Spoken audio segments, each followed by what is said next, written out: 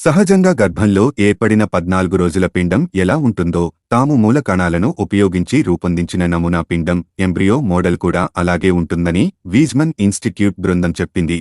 ఈ పిండం హార్మోన్లను కూడా విడుదల చేసింది. ప్రయోగశాలలో చేసిన గర్భ ప్రెగ్నెన్సీ నిర్ధారణ పరీక్షను ఇది పాజిటివ్గా చూపించింది.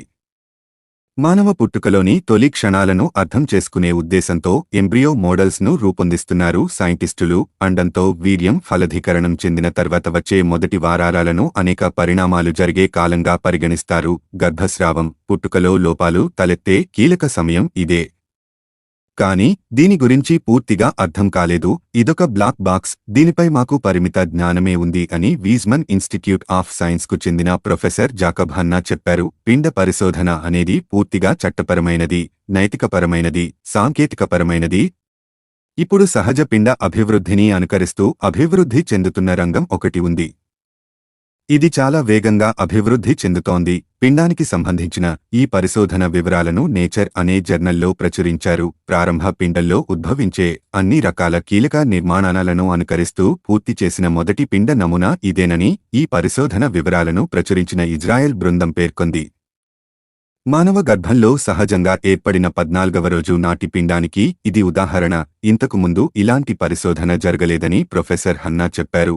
ఈ పిండ నమూనా పరిశోధనలో వీర్యం, అండాలకు బదులుగా ముడి పదార్థంగా మూల కణాలను వాడారు. శరీరంలో ఏదైనా కణజాలంగా మారగల సామర్థ్యాన్ని వీటికి ఆపాదించేందుకు ఈ మూలకణాలను రీప్రోగ్రామ్ చేశారు.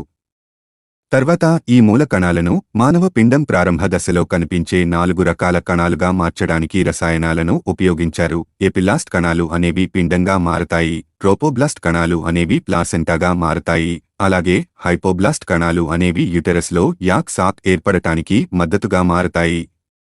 ఎక్స్ట్రా ఎంబ్రియోనిక్ మీసోడెర్మ్ కణాలు మొత్తం 120 కణాలను ఒక ఖచ్చితమైన నిష్పత్తిలో కలిపి ఆ మిశ్రమం జరిపే చర్యను శాస్త్రవేత్తలు గమనించారు. మానవ పిండాన్ని పోలి ఉండేలా ఏర్పడటానికి ఆ మిశ్రమంలోని 1% పదార్థం దాని ప్రయాణాన్ని మొదలుపెట్టింది. కణాలదే ఈ క్రెడిట్ అంతా. మనం సరైన మిశ్రమాన్ని తయారు చేసి అనువైన వాతావరణాన్ని ఏర్పాటు చేయాలి. అప్పుడే ఆ మిశ్రమం పని మొదలుపెడుతుంది. అదొక అద్భుత విషయం అని ప్రొఫెసర్ హన్నా అన్నారు. నేను అర్ధరాత్రి వీడియో కాల్ చేసినప్పటికీ అద్భుత నిర్మాణంగా తయారైన ఎంబ్రియో మోడల్ 3D టూర్ను ప్రొఫెసర్ హన్నా చూపించారు. ప్లాసెంటాగా మారే ట్రోపోబ్లాస్ట్ కణాలను నేను చూశాను. ఈ కణాలు పిండం చుట్టూ చేరతాయి. తల్లి పోషకాలను బిడ్డకు బదిలీ చేసే రక్తంతో నిండి ఉండేలకున అనే క్యావిటీలను నేను చూశాను.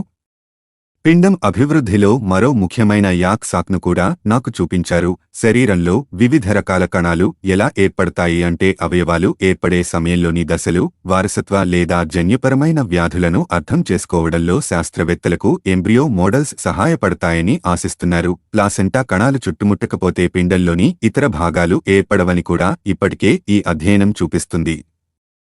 ఈ నమూనాలను ఉపయోగించి కొన్ని పిండాలు ఎందుకు విఫలమవుతాయనే అంశాన్ని అర్థం చేసుకోవడం ద్వారా ఐవీఎఫ్ విజయవంతమయ్యే రేటు మెరుగుపరుగుపడుతుందనే చర్చ కూడా ఉంది.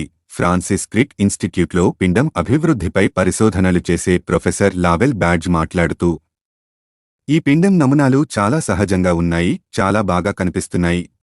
నేను ఇంప్రెస్ అయ్యాను అని ఆయన అన్నారు. కానీ ప్రస్తుతం ఉన్న 99% ఉన్న వైఫల్య రేటును మెరుగుపరచాలని ఆయన చెప్పారు. ఈ నమూనాలు సరిగా పనిచేయకపోతే సహజంగా గర్భస్రావాలు, సంతానలేమి ఎందుకు వస్తుందో అర్థం చేసుకోవడం కష్టమవుతుందని ఆయన అన్నారు.